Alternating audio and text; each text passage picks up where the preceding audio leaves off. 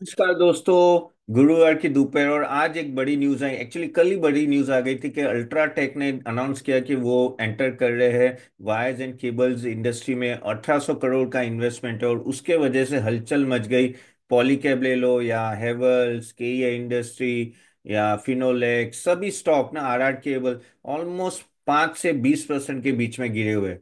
तो उसमें अभी करना क्या चाहिए, वो एक बड़ा क्वेश्चन है, क्योंकि काफी निवेशकों ने इसमें इन्वेस्ट किया है। एक्चुअली आज हम लोग बेसिकली आईआरएफसी और आईआरसीटीसी के बारे में बात करने वाले थे। वो थर्ड पार्ट जो रेलवे स्टॉक का मैं कवर कर रहा था, लेकिन मुझे लगा ये न्यूज़ इंपॉर्टेंट, तो पहले मुझे वो कवर कर लेने दो, नेक्स्ट वीडियो हम वो ले लेंगे। तो चलिए आगे बढ़ते। क्या अल्ट्राटेक का जो एंट्री हुआ है वायर्स एंड केबल्स, क्या उसके वजह से अभी इन सब की जो शाइनेस है, ये पॉलीकैब और फिनोलेक्स और सबकी क्या आर केबल, उन सब की क्या कम हो जाएगी? वही हम लोग आज डिटेल में बात करेंगे। बाय द वे, आपके कोई भी क्वेश्चन है प्लीज कमेंट बॉक्स में जरूर डालिएगा, मैं ले लेता हूँ नेक्स्ट वीडियो में। तो आज भी काफी सारे मैं क्वेश्चंस लेने वाला हूँ। तो चलिए वापिस आते हैं वायर्स एंड केबल इंडस्ट्री के। तो अब जो अल्ट्राटेक ने अनाउंस किया है कि भाई कल कल ही अनाउंस किया था कि 1800 करोड़ का वो इन्वेस्टमेंट करने वाले हैं। अभी 1800 करोड़ तो आपको लगेगा यार ठीक है, बड़ी अमाउंट नहीं है। लेकिन क्या होता है कि जब इतना बड़ा प्लेयर एंटर करता है ना कोई भी इंडस्ट्री में, तो हलचल मचा देता है और हमेशा लगता है कि डिस्ट्रप्शन बड़ा आएगा। अब पास्ट हिस्ट्री देख लो, अल्ट्राटेक ने पेंट इंडस्ट्री में एंट्री की और देखो बाद में ये 2.5 साल 3 साल से वो प्लांट चल रहे थे, फिर अभी भी लॉस मेकिंग है पेंट उनका, बिल्ला ओपस। लेकिन देखो आप एशियन पेंट्स की हालत देखो, बर्जर की देखो, नैरोलैक की देखो, क्या हुआ? टाइटाई फिश हो गया, चले ही नहीं है। सिमिलरली केबल्स एंड वायर्स में ये सब स्टॉक्स ने पॉलीकैब से लेके आर आर केबल, के ई आई इंडस्ट्री, हैवेल्स, फिनोलेक्स ने बहुत ही अच्छा रिटर्न दिया है पिछले कुछ साल में इन्वेस्टर्स के। लेकिन क्योंकि इतना बड़ा प्लेयर एंटर आ रहा है तो you have to take notice of it. ऐसा बोल नहीं सकते कि भाई आ रहा है छोटा इन्वेस्ट है उससे क्या होगा। आपको क्या पता आगे क्या जाके प्लान है, क्या इनके बड़े प्लान है। क्योंकि अभी क्या हो रहा है, अल्ट्राटेक एक तरह से ना वो बिल्डिंग मटेरियल में आगे बढ़ना चाहते हैं। ऑलरेडी काफी सारे, जैसे सीमेंट में है, अभी पेंट में एंट्री हुई, अभी केबल्स एंड वायर्स, और भी काफी सैनिटरी और वहां सब में ऑलरेडी उनकी छोटी छोटी एंट्रीज है। लेकिन मुझे ऐसा लग रहा है कि बिल्डिंग मटेरियल में वो अपना दबदबा मचाना चाहता है, इसलिए वो आ रहा है और इनके पास नेटवर्क ऑलरेडी है। ओके, अल्ट्राटेक का नेटवर्क ऑलरेडी है, सीमेंट इंडस्ट्री का आपको पता है कि ऑलरेडी बड़ा नेटवर्क रहता है। तो उसके वजह से, ऑलरेडी नेटवर्क के वजह से उनके लिए क्या होता है कि ये सब गुड्स बेचना इजी होता है। लेकिन सीमेंट अलग है, पेंट्स अलग है। देखो सीमेंट और पेंट साथ साथ जा सकते हैं, लेकिन वायर्स एंड केबल साथ नहीं जा सकते उसके लिए, क्योंकि वो डायरेक्ट इलेक्ट्रिशियन कहता है कि भाई ये ले लो वो ले लो, तो थोड़ा अलग है सेगमेंट। डायरेक्टली सिंक्रोनाइजेशन नहीं हो रहा है सीमेंट के नेटवर्क से, लेकिन रिलेटेड है क्योंकि अगर बिल्डिंग में अगर आपका प्रोडक्ट जा रही है, कोई बिल्डिंग बन रही है, तो आपका सीमेंट और पेंट आपके जा रहे हैं, तो आप पुश कर सकते हो कि भाई हमारे केबल्स और वायर्स भी ले सकते हैं। क्योंकि केबल्स एंड वायर्स है ना बहुत बड़ा सेगमेंट है, नो डाउट। वो रियल एस्टेट में होता है, इंडस्ट्रियल में होता है, पावर सेगमेंट में होता है, रिन्यूएबल्स में होता है। हर जगह वायर्स तो आपको चाहिए ना भाई। अगर इलेक्ट्रिसिटी एक जगह से कहीं और ले जानी है तो आपको वायर्स तो चाहिए। तो पावर सेक्टर के भी बड़े बड़े ऑर्डर्स आते हैं इन सबको। तो ये इंडस्ट्री बड़ी है। देखो 1.7 लाख 1.8 लाख करोड़ की ये इंडस्ट्री है। 13% से पिछले 4 साल से ग्रो हो रही थी। नेक्स्ट फ्यू इयर्स में भी 2030 तक 9.5 से 10% का अनुमान है कि उससे ग्रो होगी। और ऑलमोस्ट 2.8 लाख करोड़ के आसपास वो इंडस्ट्री जा सकती है। ओके, तो बड़ा है, बड़ा सेगमेंट बड़ा है। ठीक है। तो यहाँ क्या कर रहे हैं कि बिरला ये ट्राई कर रहे हैं कि भाई एक तरह से ना कॉम्प्लीमेंट्री प्रोडक्ट्स लाए जाए तो वो फिर उनके लिए अच्छा रहेगा। लेकिन अब ये इन्वेस्टमेंट तो छोटा है, तो काफी एनालिस्ट बोल रहे हैं कि भाई हाँ भाई इतना बड़ा इम्पैक्ट नहीं आएगा, बहुत ही छोटा इम्पैक्ट, 1800 करोड़ कुछ नहीं। लेकिन कल उठ के उन्होंने बड़ा अनाउंसमेंट कर दिया तो क्या, देखो मार्केट है ना सेंटीमेंट्स में चलता है। अगर मैं पॉलीकैब देख लूँ, आर आर के, इन लोगों का अगर आप देखो तो ये 50 60 के अराउंड पी पे चल रहे थे। ठीक है, अभी वो थोड़ा नीचे आ गए। अगर चाहो तो मैं एक बार मैं आपको दिखा देता हूँ तो बेटर रहेगा आपके लिए। तो मैं शेयर कर लेता हूँ स्क्रीन जरा अपनी, 1 मिनट। हाँ या, so if I see here, अगर आप देखो तो पॉलीकैब, अगर आप देखो तो ये जो पी रेशियो है, ठीक है, अभी 39 है, के ई आई का 45 है, फिनोलेक्स का 23, एक आरआर का 41 है। तो ये 40 और उसके आसपास घूम रहे थे, ये काफी हाई गए थे, ये 60 के आसपास चले गए थे। अगर लेकिन 5 ईयर्स का एवरेज भी देखो तो 40 के आसपास ही है। तो ये हमेशा 50 के 60 के पी पे अभी चल रहे थे कुछ टाइम पे। अभी वो, क्योंकि ये अगर आप देखो अपने 52 वीक हाई से और ऑल टाइम हाई से 36, 39, 50% डाउन है। इसलिए ये हुआ है। अगर हम लोग हैवेल्स की भी बात करें, अगर हैवेल्स की अगर हम लोग देखो तो, क्योंकि यहाँ हैवेल्स नहीं है, मैं अलग से दिखा देता हूँ आपको। हैवेल्स की भी मैं अगर बात करूँ तो आप देखो वो भी अपने हाई से ऑलमोस्ट 30% डाउन है। ओके, और इसका भी अच्छा खासा पी है 65। तो ये कम पी में नहीं चल रहे, ये अच्छे खासे पी पे चल रहे हैं, यानी प्रीमियम मिल रहा है इनको। क्यों मिल रहा है? क्योंकि ओवर द टाइम पिछले 4 साल से एक अच्छा खासा ग्रोथ आया है इन सब सेगमेंट में। ऑलमोस्ट आपको पता है कि 13 से 14% से ग्रो, और नेक्स्ट 10 साल में भी ग्रो होगा। क्योंकि कंस्ट्रक्शन बढ़ेगा, पावर इंडस्ट्री बढ़ेगी, इंडस्ट्रीज बढ़ेगी, तो वायर्स एंड केबल्स की रिक्वायरमेंट तो रहेगी। तो ये हमेशा डिमांड रहेगी रहेगी। और ये क्या है कि इनके प्रॉफिट मार्जिन भी ठीक ठाक ही रहते हैं। ये प्रोडक्ट अलग ही है, इसमें क्या होता है, बिकॉज इतनी डिमांड रहती है, तो अगर आप इन लोगों का अगर प्रॉफिट मार्जिन भी देखो, ओके, तो अगर यहाँ भी अगर 1 minute, I just show it to you. या सो ये रहा। अगर आप नेट प्रॉफिट मार्जिन देखो तो 8, 8.5, 6.5, 11 के आसपास फिनोलेक्स का अच्छा है, आरआर केबल का 3.82 है। तो ठीक ठाक है। इवन ग्रासिम भी यही देख रहा है बेसिकली। अल्ट्राटेक भी वही देख रहा है कि किस लेवल पे वो एंट्री कर रहा है और यहाँ से प्रॉफिट मार्जिन रहेगा नहीं तो रहेगा, उसमें कोई प्रॉब्लम नहीं है एक तरह से। लेकिन ये क्या है कि 75% ये ऑर्गेनाइज मार्केट हो गया है, आगे जाके ये 80% तक चला जाएगा। और ब्रांड होती है ना तो अपने आप बिकता है, ब्रांड होती है ना तो अपने आप बिकता है। तो सामने एशियन पेंट्स था, एशियन पेंट्स को कंपटीशन देना टफ है कंपेयर टू पॉलीकैब, वो भी बड़े नाम है। लेकिन जब अल्ट्राटेक या ग्रासिम आता है बिल्ला के नाम पे, तो एक ब्रांड लेके आता है, और ब्रांड से ही प्रोडक्ट। अब जो बंदा होता है ना उसको ज्यादा पता नहीं चलता कि कौन सा वायर है, नहीं, अगर आप थोड़ा कमीशन ज्यादा दे दो इलेक्ट्रिशियन को, या थोड़ा सस्ते में यानी मिडल मैन को दे दो, तो अपने आप बिकने लगेगा। अभी देखो अगर आप पेंट इंडस्ट्री में जो एंट्री हुई है इन लोगों की, उसमें भी क्या हुआ है, पेंट इंडस्ट्री में भी अभी भी लॉस में है, लेकिन क्योंकि उनका नेटवर्क स्ट्रांग है, वो अच्छे जा रहे हैं। अगर ये, और इसमें क्या है कि अगर आप इन सब की देखो कि 3 साल का 34, 56, 29% रिटर्न दिया है। ओके, 30 से ज्यादा रिटर्न मोस्ट ऑफ द सभी कंपनीज ने दिया है। What it shows, it shows कि ये धंधा चल रहा है। पेंट इंडस्ट्री उसके सामने ना थोड़ा थम गई थी, थोड़ा सैचुरेशन लेवल, यहाँ तो ये एक अच्छा खासा धंधा चल रहा है। और जैसे मैंने बोला, मिडल मैन होते हैं या आपके इलेक्ट्रिशियन होते हैं, अगर आप उनको इंसेंटिवाइज ज्यादा करते हो तो अपने आप ये प्रोडक्ट ज्यादा बिकने लगती है। ये कॉमोडिटी प्रोडक्ट है, इसमें कुछ ज्यादा आपको वो नहीं चाहिए। जैसे पेंट होता है, केबल्स और उसमें कुछ ऐसा नहीं होता कि टेक्नोलॉजी यूज कर दी, या वो बहुत ही कॉमन प्रोडक्ट होती है, उसको बनाना भी इजी होता है। और अगर जिसका अच्छा नेटवर्क, उसके प्रोडक्ट ज्यादा बिके। हाँ, आप बोलोगे कि नहीं इसके वायर अच्छे होते हैं, उसके वायर, अब वो आप थोड़ा ऊपर नीचे कर सकते हो, मैं मानता हूँ। लेकिन जैसे मैंने बोला कि ऐसा कोई टेक्नोलॉजी नहीं है इसमें कि जिससे कोई बना ना पाए, या तो कॉमोडिटी प्रोडक्ट इसे बोला जाए, तो उसके वजह से ना हमेशा ये डर रहता है कि कोई बड़ा प्लेयर आता है तो प्रॉब्लम आ जाएगी। तो आज अगर आप देखो, तो मैंने जैसे आपको बताया कि अगर ये वापस दिखाता हूं तो मैं, अगर आप यहाँ देखोगे तो कितने ऑलमोस्ट पॉली के, अभी जब मैं वीडियो रिकॉर्ड को 16% गिरा है, KEI 19% से, 6% फिनोलेक्स, RR 14% से, हेवेल्स आई थिंक 5 से 6% से गिरा था। तो ये छोटी गिरावट नहीं है, ये बड़ी गिरावट है, ये आपको समझना चाहिए। ऐसे बड़े लेवल पे नहीं गिरते। दूसरा, एक प्रीमियम दिया जाता है क्योंकि आपको एक वो लगता है कि हाँ यहाँ से रनवे मिल रहा है मेरे को, क्योंकि ये कंपनी कॉन्स्टेंटली 20-25% से सेल्स ग्रोथ होगी।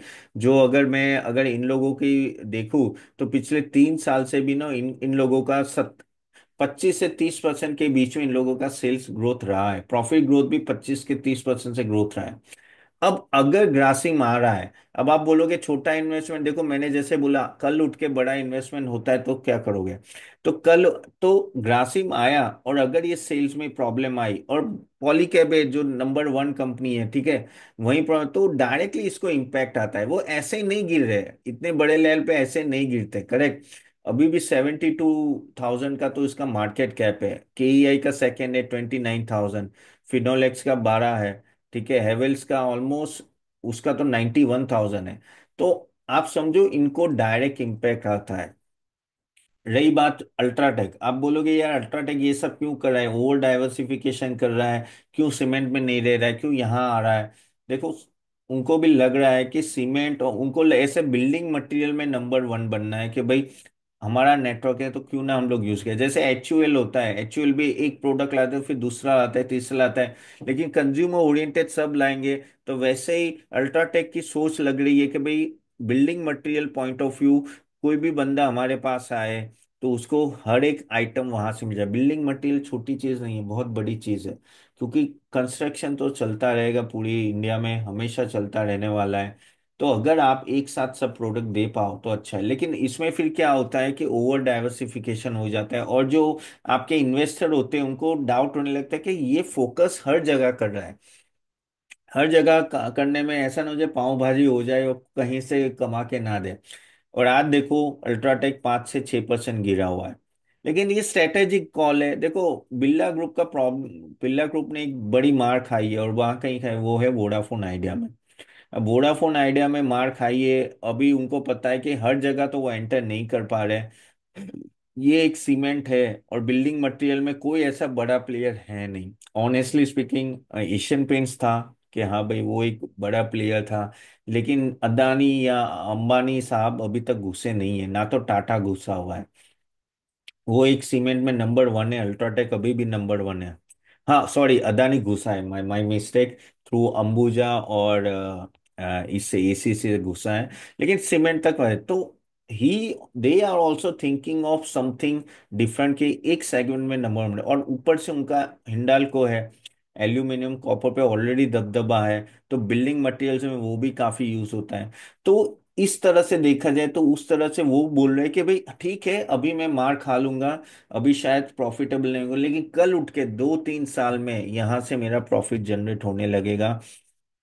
लेकिन हाँ जैसे मैंने बोला सेम नेटवर्क ही काम नहीं लगेगा, क्योंकि लेकिन जब एक सेगमेंट में होते हो आप इतने सालों से, तो आपको पता होता है, आप डीलरों से बात करते हो, आपको पता होता है क्या होगा।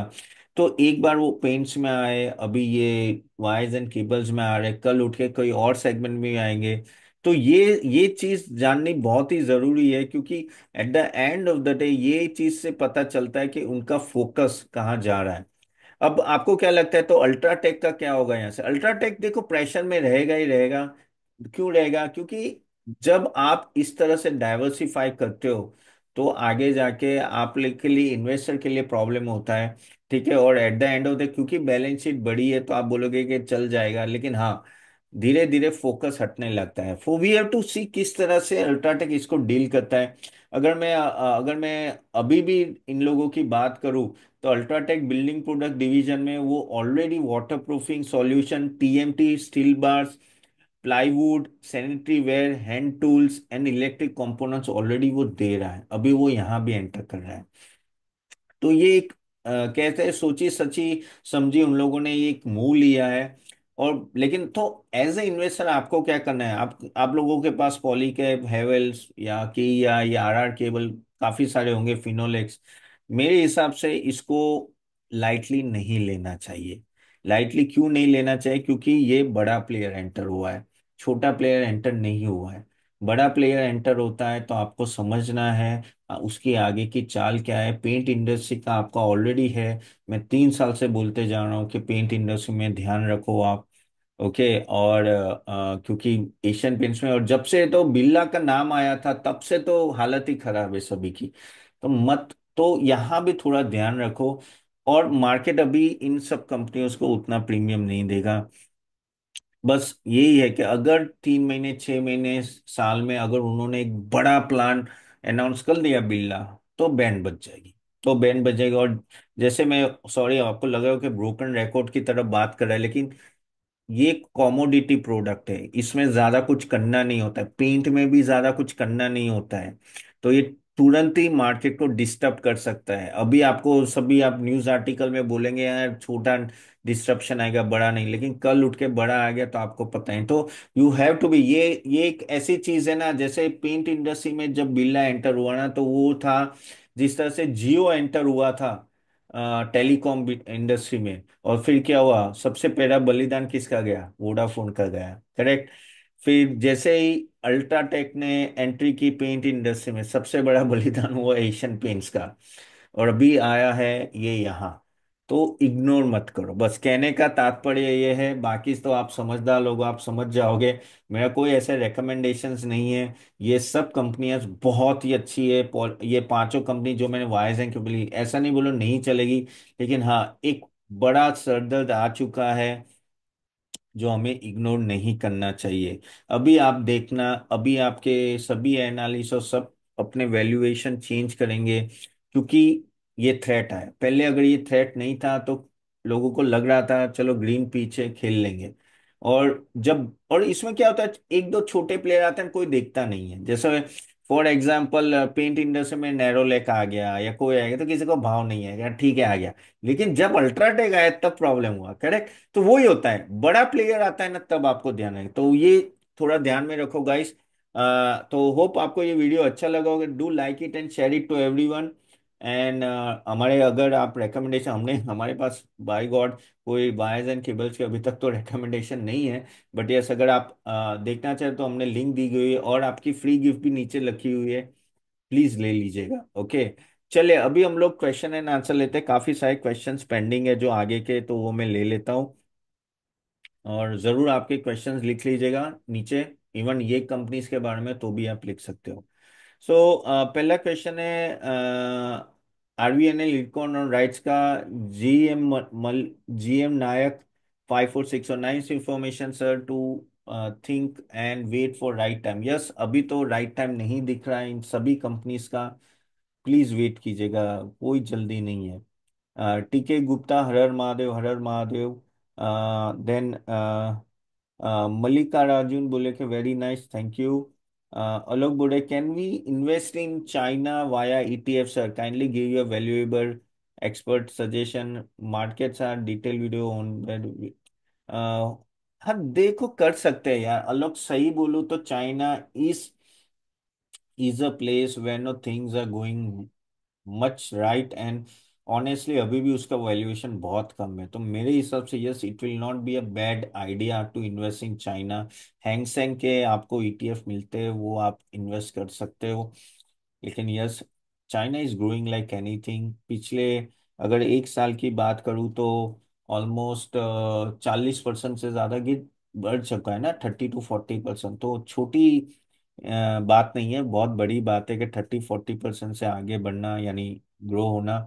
So let's see, but yes I think China is also one thing you should not ignore. If you want, आप प्लीज इन्वेस्ट कर सकते हो, मुझे कोई प्रॉब्लम नहीं दिख रही इसमें। So no about sign DLM, please guide. Sign DLM में अभी बने रहो, लेकिन थोड़ा वेट करो, एक दो क्वार्टर का रिजल्ट कैसा है, फिर आप जाके ज्यादा इन्वेस्ट करना मेरे हिसाब से। अभी रखो। By the way, do your own research before investing. लेकिन हाँ, साइन डीएलएम में मुझे ऐसा लग रहा है कि अभी बने रहना चाहिए। एक दो क्वार्टर का रिजल्ट देके then you take decision. Okay. Dipankar Chaturvedi बोल रहे कि very good analysis, thank you Dipen. Chetan Maithi, please use English numbers. मैं इंग्लिश नंबर्स ही यूज करता हूँ, आई डोंट नो, कभी मैं हिंदी में बोल गया तो बात अलग है। नॉर्मली मेरे हिंदी में मुझे ऐसे भी नंबर्स बोलने में तकलीफ होती है। ओके। सिंगा संजय या नंद, फेस आर लुकिंग ग्लोइंग। अरे हाँ यार, वो क्या होता है कि फोकस लाइट है तो मेरे सामने तो क्या होता है, फेस ग्लो कर, वो अपने आप ग्लो हो जाता है। लेकिन क्या करूँ, अगर मैं रखूंगा नहीं तो बहुत ही डीम हो जाता है संजय सिंह। इसलिए फोकस लाइट है, इसके वजह से थोड़ा फेस ग्लो नहीं हो रहा है यार, लाइट सामने से आ रही है इसलिए आपको ऐसा लग रहा है।